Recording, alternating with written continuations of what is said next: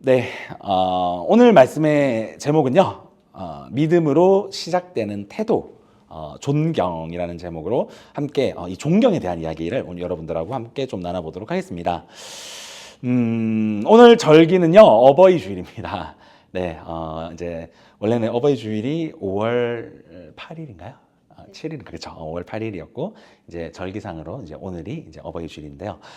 그래서 오늘 이 어버이님들 또 우리 어머니님들, 우리 부모님들을 좀 묵상을 하면서 우리의 좀 이 부모님에 대한 존경에 대한 이야기들을 좀 함께 나누어 볼까 합니다.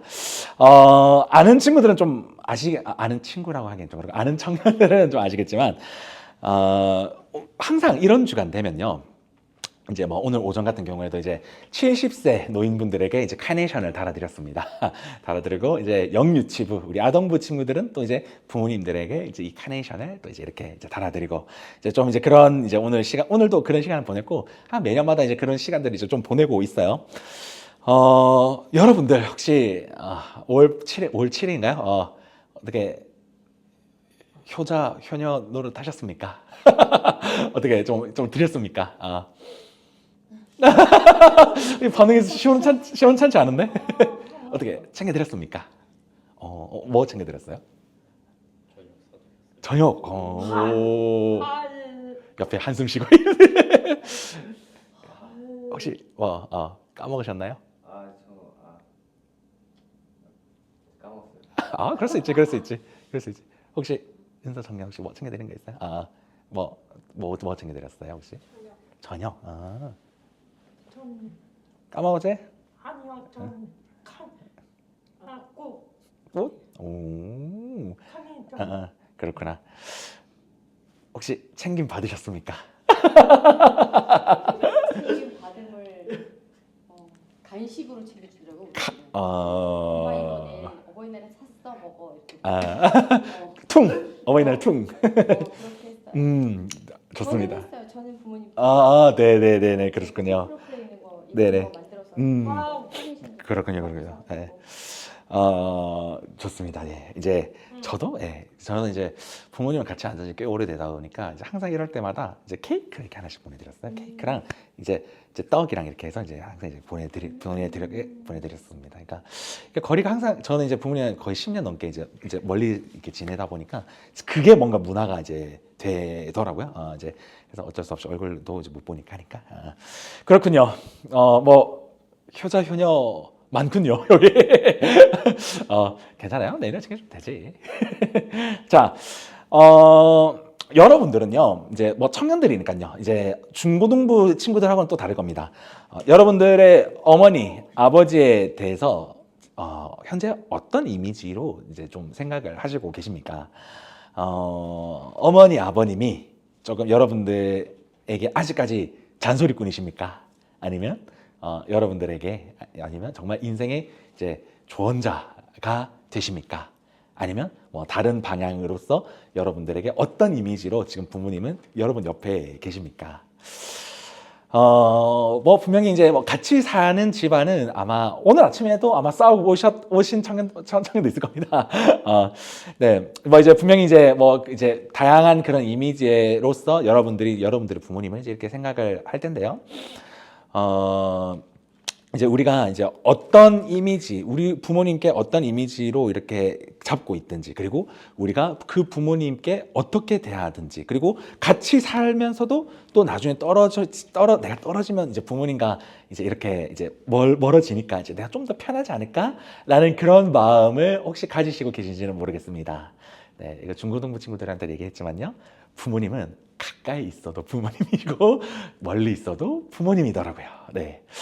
저는 아까 얘기했듯이 이제 한 10년 이제 10년이 아니죠. 13년이죠. 13년 저는 20살 때부터 부모님과 떨어져 지냈고요. 근데 이제 이렇게 오랜 시간 부모님과 떨어져 지내다 보니까 이제 부모님에 대한 이제 한 번씩은 이제 좀 같이 있어야 되겠다라는 마음이 사실 좀 들기는 합니다. 이제 워낙 떨어져 있다 보니까요. 이제 그런데 또 이제 또 떨어져 있어서 좋은 점도 분명히 있습니다. 그리고 이제 여러분들 중에서는 뭐 붙어 있는 이제 또 집안도 있겠죠. 이제 거기서도 뭐 장점과 단점, 그리고 또 거기에서 나오는 이미지가 또 저랑은 또 많이 다를 것 같아요.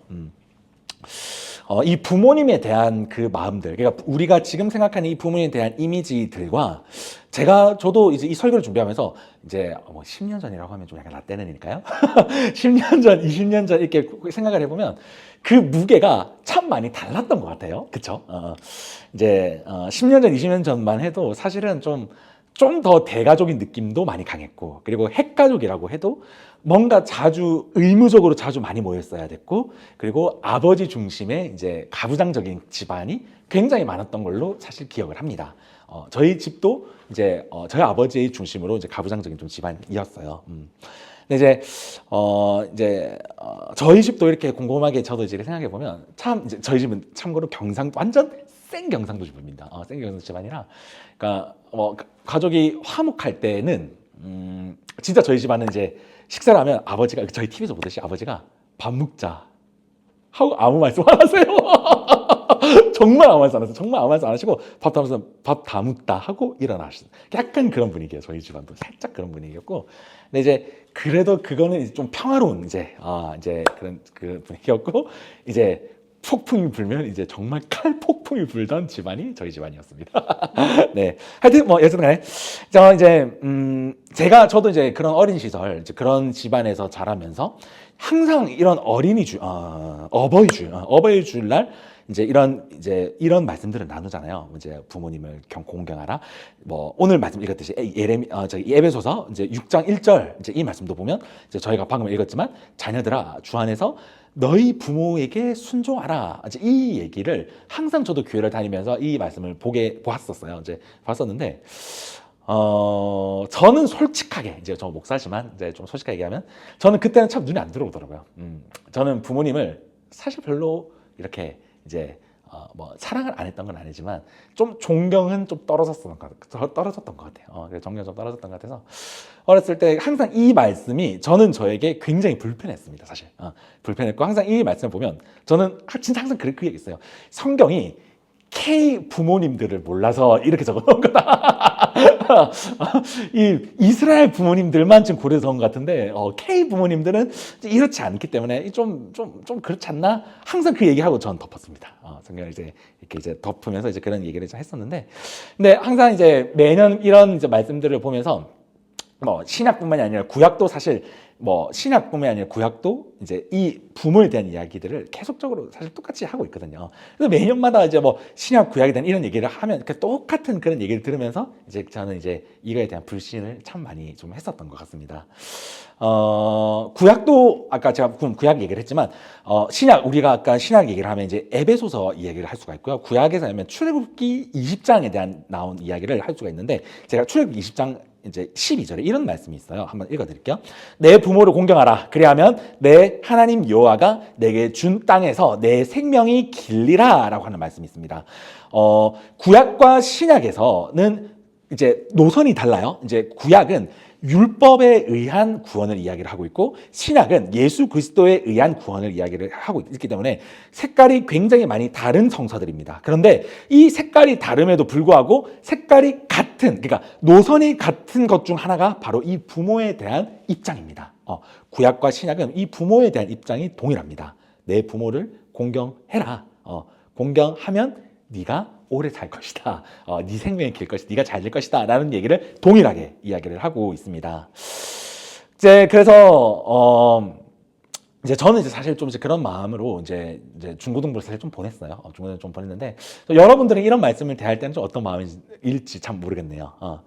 그리고 이제 저는 이제 그런 시간들을 보내고 이제 사역을 시작을 하면서 이 말씀을 이제 다시 이렇게 쭉 이렇게 이제 다시 펼쳐 보니까 저는 이 말씀이 사역을 시작하면 바뀔 줄 알았습니다. 바뀌지 않더라고요. 바뀌지 않았습니다. 물론 이제 20살 때랑 30살 때랑 좀 많이 다르긴 한데, 근데 이제 제가 사역을 시작하면서 하나님께서 이 말씀을 보면서 제가 사실 다른 건 잘 안 보였고요. 딱 하나가 눈에 보이게 이렇게 허락해 주시더라고요. 그게 바로 오늘 1절에 나오는 주 안에서라는 이제 말씀입니다. 제가 1절 다시 한번 읽어드릴게요. 자녀들아, 주 안에서 너희 부모에게 순종하라. 이것이 옳으니라 라고 이야기를 하고 있습니다. 이제 여기에서 이야기하는 주 안에서 이제 저는 사역하면서 다른 것이 아니라 이 주 안에서라는 단어가 눈에 보이더라고요. 이 주 안에서 조금 고리타곤 하지만 원어로 이야기하면 엔카이리오라는 단어를 사용을 하는데 이 엔카이리오라는 단어가요. 이제 우리 한국어로 좀 바꾸면 이런 뜻이 있어요. 예수 그리스도 안에서 그리고 예수 그리스도의 뜻에 합당한 방식으로라는 의미로 가지고 있습니다. 그래서 이 엔카이리오 그러니까 이제 1절에 그 단어를 헬라어 원본으로 해서 이제 직역을 한 한국어로 이제 한 1절 말씀이 이제 이렇게 이제 번역이 될 겁니다. 이제 1절 제가 이제 이제 직역을 한 걸로 얘기해 드릴게요. 예수 그리스도의 뜻에 합당한 방식으로 부모라는 질서를 세워 놓았단다. 너희가 예수를 사랑하듯 가정에서 사랑과 거룩을 배웠으면 좋겠어 라는 것이 이제 이 1절에서 우리에게 이야기를 해주고 있는 것입니다.